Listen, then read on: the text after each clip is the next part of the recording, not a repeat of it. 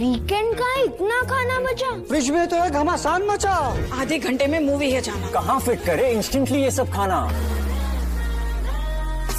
होगा fit you in just 2 and 2, 22. Presenting Whirlpool refrigerators with 6 Sense technology, which converts the freezer into a fridge in just 22 minutes.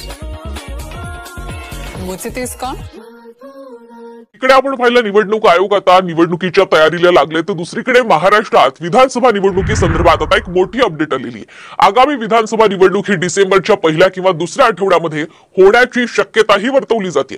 Mahayuti सरकारच्या लाडकी बहीण योजनेमुळे निवडणूक लांबणीवर पडली असल्याचं सुद्धा बोललं जातंय। योजनेचे पैसे महिलांच्या खात्यामध्ये जमा होण्याआधीच आचारसंहिता लागू झाल्यास मोठा खोळंबा होण्याचीही शक्यता आहे। त्यामुळे विधानसभेच्या निवडणुकीची घोषणा उशिराने केली जाणार असल्याची माहिती आता सूत्रांनी दिली आहे। दरम्यान 26 नोव्हेंबरला विधानसभा बरखास्त झाल्यास संविधानातील तरतुदीनुसार राज्यात राष्ट्रपती राजवटही लागू होऊ शकते असंही बोललं जातंय। ग्राफिक्सच्या माध्यमातून अधिक माहिती जाणून घेऊयात। महाराष्ट्रामध्ये गरज भासल्यास राष्ट्रपती राजवट लागू करावी। निवडणूक आयोगाने म्हटलंय विधानसभेची मुदत संपल्यानंतर 6 महिन्याच्या आत निवडणूक घेण्याची निवडणूक आयोगाला मुभा आहे।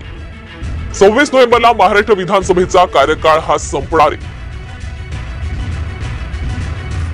26 नोव्हेंबरला विधानसभा बरखास्त झाल्यास संविधानातील तरतुदीनुसार राज्यात राष्ट्रपती राजवट लागू होऊ शकते।